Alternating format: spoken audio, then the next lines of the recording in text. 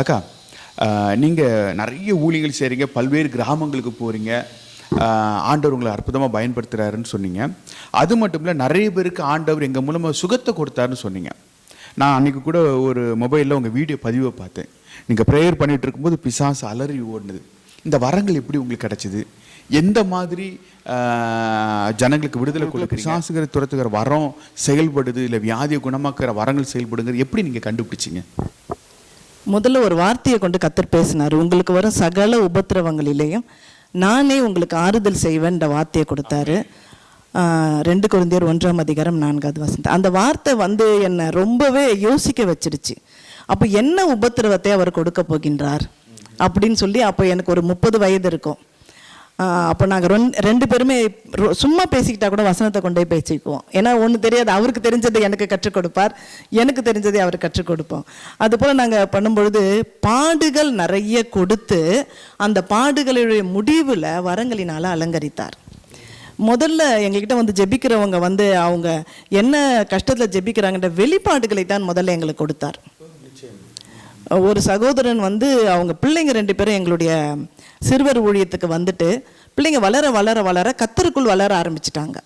அதனால் அந்த கிறிஸ்துவை அறியாத ஒரு தகப்பன் ரொம்பவே கோபப்பட்டு எங்கள் வீட்டில் எங்களை போலீஸில் பிடிச்சி கொடுத்துடுவேன், கேஸ் போட்டுருவேன் என்று சொல்லி மிரட்டுவதற்காகலாம் வந்தார்.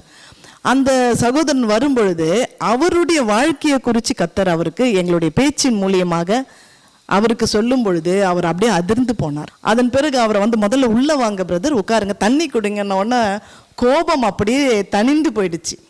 உங்களை நான் தொந்தரவு கொடுக்க வந்திருக்கிறேன், ஆனால் நீங்கள் 2 பேரும் என்னை உட்கார சொல்கிறீங்க, தண்ணி கொடுக்க சொல்கிறீங்க, இதுக்கு மேலே நான் இங்கே இருந்தால் என் பிள்ளைங்க மாதிரி எங்கனையும் மாற்றிடுவீங்க அப்படின்னு சொல்லிட்டு ரொம்ப கோபமாக அவர் வெளியில் போயிட்டார். அதன் பிறகு சூனிய கட்டிலிருந்து விடுதலை கொடுக்கறதற்கு வரங்களை கர்த்தர் எங்களுக்கு கொடுத்தார். கணவன் மனைவிக்கு இடையே பிரிவினை ஆவி அது எப்படி செயல்படுதுன்னு சொல்லிட்டு, ஒரு சகோதரி அவர்கள் சபைக்கு போக மாட்டார்கள், தாயார் மட்டும் ஒரு அசம்பிளிஸ் சர்ச்சுக்கு போவாங்க. இது எங்களுக்கு ஒரு சூப்பர் அனுபவமாக இருந்தது. இதன் மூலிமா கர்த்தர் எப்படி நம்மளை எடுத்து பயன்படுத்துகிறார் என்ற அறிவு எங்கள் 2 பேருக்கும் வந்தது. ஒரு 2 மணி நேரம் அந்த சகோதரிக்காக ஜெபிக்கிறோம். ஹால் முழுசுக்கும், பெரிய ஹால் எங்களுக்கு இருந்து, ஹால் முழுசுக்கும் சுற்றி சுற்றி உருண்டு உருண்டு அலக்கழிப்பா அவங்களுக்கு எங்களை பார்த்து சிரிக்கிறது. கூடவே அந்நிய பாஷை, அந்த பிசாசின் அந்த லேடி சர்ச்சுக்கே போகாத ஆளு நாங்க பேசுகிறதை போலவே பேசுறா. நான் எங்க இருக்கிறேன்னு மட்டும் கண்டுபிடிச்சிடு இத சொல்றான். நான் எங்க இருக்கிறேன்னு கண்டுபிடிச்சு 2 hours ஏற்கனவே ஆயிடுச்சு. 2 பேரும் டயர்ட் ஆயிட்டோம், சோஃபால போய் உட்காந்துட்டோம். திரும்பி நாங்க அப்படியே ஜெபிச்சு கொண்டே இருக்கிறோம். இவங்க சொல்றாங்க, என்னுடைய வலது புறத்துல இயேசு இருக்கிறாரு பாருன்னு. சுத்தி சுத்தி சுத்தி அலக்கழிப்பு பட்டுக்கிட்டே இருந்தா நேரம் இவங்களுடைய ரைட் சைடில் அப்படியே சாஷ்டாங்கமாக விழுந்துட்டான். எங்கள் 2 பேருக்கும் ஓதுருமா கொஞ்ச நேரத்துக்கு நாங்கள் பேசவே இல்லை.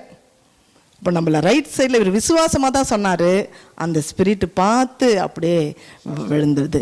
எங்களுக்கு அந்நிய பாஷையில் நான் கேள்வி கேட்குறேன் ஆவியானவர்கிட்ட, தயவு செய்து இவளுக்கு முன்னாடி நாங்கள் வெட்கப்படக்கூடாது, இவ எங்கே இருக்கிறான்னு என்பதை எங்களுக்கு தெரியப்படுத்திடுங்க.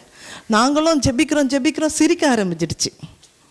முகமெல்லாம் செவந்து போய் சத்தம் ஜாஸ்தியாக, வீடெல்லாம் அடைச்சிட்டோம், சத்தம் ஜாஸ்தியாக சிரிக்க ஆரம்பிச்சிட்டான். அப்போ திடீர்னு நாங்கள் ஜெபிக்கிறோம், படுக்கையில் கிடக்கிற, படுக்கையின் அடியில் இருக்கிற அந்த மருந்தை, அந்த செய்வினை கட்ட இப்போ நாங்கள் பண்ணுறோம் கிளியர். நாங்கள் கண்டுபிடிச்சதுக்கு அப்புறம் எங்களுக்கு அதை சொல்லி நாங்கள் சொல்லலை, நாங்களாவே சொல்கிறோம்.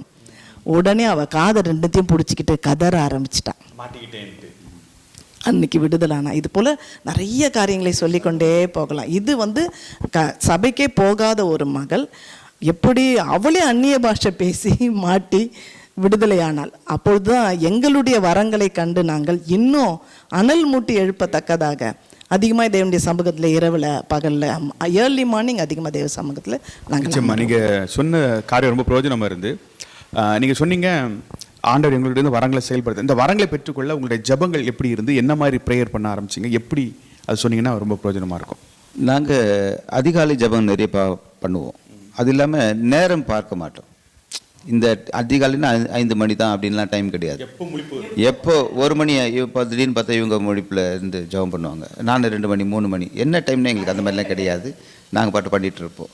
ஸோ இதில் என்னென்னா இதில் சில வெளிப்பாடுகளை தேவன் கொடுக்க ஆரம்பித்தார், சில வரங்களை தேவன் அலங்கரித்தார். இப்போ தற்போது கூட நான் இங்கே ஊழியத்துக்கு வருவதற்கு முன்பதாக கூட தென்காசிக்கு தனி ஜெபத்துக்கு என்னை தேவன் அழைத்து போனார்.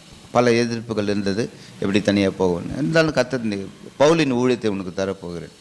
அப்போ போயிட்டு 3 நாட்கள் தென்காசியில் போய் ஜெபம் பண்ணிட்டு நான் வரும்போது தான் தேவன் இந்த காரியங்களை எல்லாம் ஒழுங்குபடுத்தி இன்றைக்கி தொடர் ஊழியங்களை இன்றைக்கி செய்து கொண்டு இருக்கிறோம்.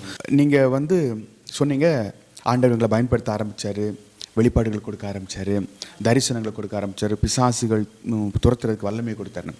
ஸோ இந்த வரங்களை கனிகளை உங்கள் வாழ்க்கையில் அபியாசப்படுத்த நீங்கள் என்ன மாதிரி தேவ சமூகத்தில் காத்திருந்தீங்க, எப்படி ஜெபிச்சிங்க, என்ன காரியங்கள் செஞ்சீங்கன்னா அது பார்க்குற எங்களுக்கும் கேட்குறவங்களுக்கும் அது கொஞ்சம் பிரயோஜனமாக இருக்கும். கண்டிப்பாக.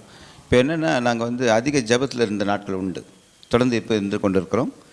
என்னென்னா இது கர்த்தர் கொடுத்த ஒரு பெரிய ஒரு கிஃப்ட் என்னென்னா 2 பேருமே நல்ல பைபிள் ரீடிங் பண்ணுவோம், நேரம் பார்க்க மாட்டோம். அதிகாரங்கள் 20-25 எல்லாம் போகும், உட்கார்ந்தோன்னா பல மணி நேரங்கள் உட்காருவோம்.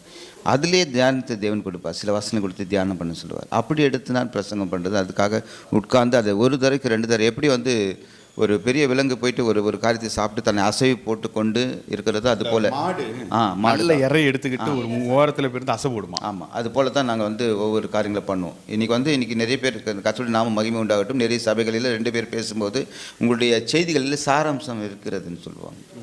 தேவனுக்கு தான் மகிமை உண்டாகட்டும், ஏன்னா அவர் கொடுத்த அந்த கிஃப்ட். அப்போ அந்த வரங்களை பெற்றுக்கொள்றதுக்கு வேத வாசிப்பு கண்டிப்பாக ரொம்ப முக்கியம், ரொம்ப முக்கியம். ஜெபம் ரொம்ப நேரம் பார்க்காம. ஆமாம், அதில் உபவாசம் இருந்து ஜெபம் பண்ணியிருப்பீங்க. ஆமாம் ஆமாம்.